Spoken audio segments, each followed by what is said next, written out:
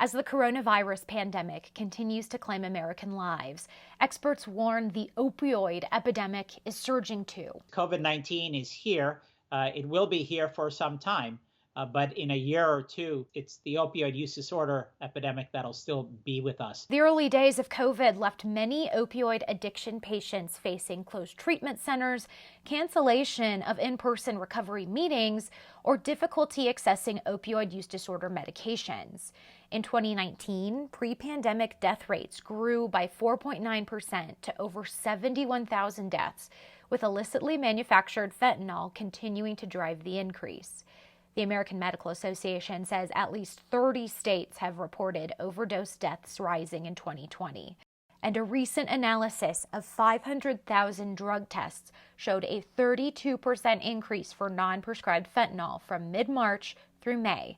Suspected drug overdoses climbed 18% in that same period. We also saw increasing rates of opioid overdose in communities of color.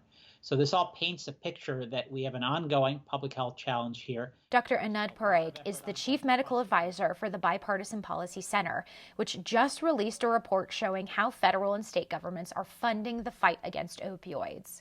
Pre-pandemic, Parekh's study found 60 individual federal funding streams totaling $7.6 billion going towards activities like prevention, treatment, and recovery.